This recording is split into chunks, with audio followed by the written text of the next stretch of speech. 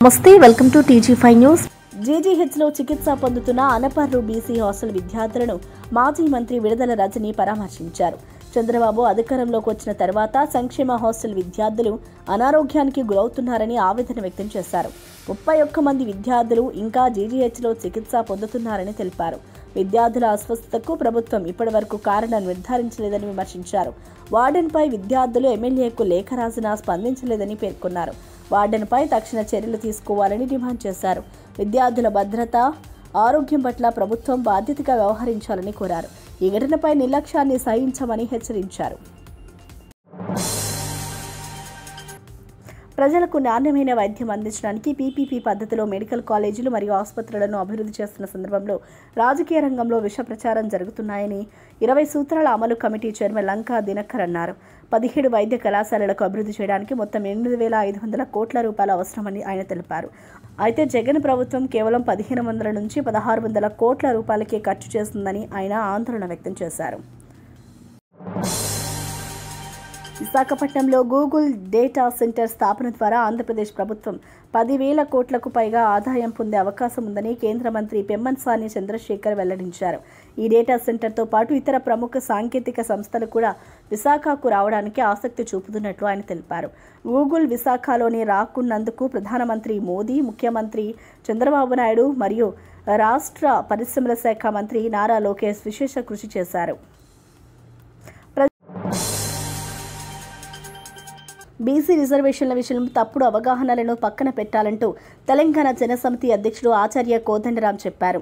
ఆయన ప్రకారం రిజర్వేషన్లు సామూహిక హక్కుల కోసం ఉండాలి, వ్యక్తిగత ప్రయోజనాలకు కాదు. ఈ సందర్భంలో బీసీ సమూహాల ప్రగతి, సామాజిక న్యాయం, విద్య మరియు ఉద్యోగ అవకాశాల సమాన పంపిణీపై దృష్టి పెట్టడం అత్యంత అవసరమని ఆయన తెలిపారు.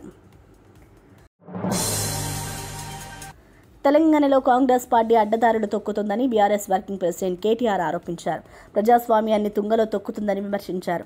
ఎన్నికల్లో గెలవడానికి కుట్రలు చేస్తున్నారని అన్నారు. సాక్ష్యాలు, ఆధారాలతో కాంగ్రెస్ అవకతవకలను బయటపెట్టినట్లు తెలిపారు. జూబ్లీ హిల్స్లో గెలిచేది బీఆర్ఎస్ఏనని ధీమా వ్యక్తం చేశారు. ఓటు చోరీ సంతకాల సేకరణకు ప్రజల నుండి విపరీతమైన స్పందన వస్తుందని తెలంగాణ మహిళా కాంగ్రెస్ అధ్యక్షురాలు సునీతారావు తెలిపారు. జూబ్లీ హిల్స్లో కాంగ్రెస్ గెలుపు పక్కా అని ధీమా వ్యక్తం చేశారు. ప్రజాస్వామ్యాన్ని కాపాడేందుకు పార్టీ కట్టుబడి ఉందన్నారు. ప్రజల మద్దతుతో విజయం సాధిస్తామని నమ్మకం వ్యక్తం చేశారు. కల్తీ మద్యం వ్యవహారంపై మాజీ ఎమ్మెల్యే కేతిరెడ్డి వెంకటరామిరెడ్డి మండిపడ్డారు. మేమే కనుక్కున్నామంటూ లోకేష్ చెప్పడం సిగ్గుచేటన్నారు. కల్తీ మద్యాన్ని అరికట్టడం బదులు దాన్ని కప్పిపుచ్చే ప్రయత్నం చేస్తున్నారని ఆరోపించారు. దీనిపై థర్డ్ పార్టీ లేదా సిబిఐ విచారణ జరగాలని డిమాండ్ చేశారు. ప్రభుత్వం బాధ్యత వహించాలని పేర్కొన్నారు.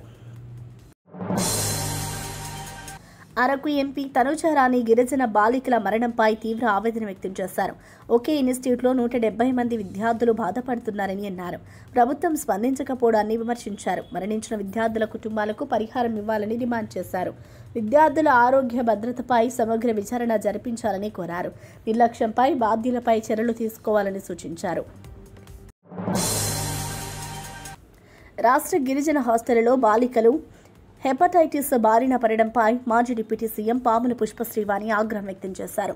ఆర్ఓ ప్లాంట్లు సరిగ్గా నిర్వహించకపోవడం, శానిటేషన్ లోపం కారణమని తెలిపారు. కనీస అవగాహన లేని గుమ్మడి సంధ్యారాణి గిరిజన శాఖ మంత్రిగా ఉండడం రాష్ట్ర దౌర్భాగ్యమని అన్నారు.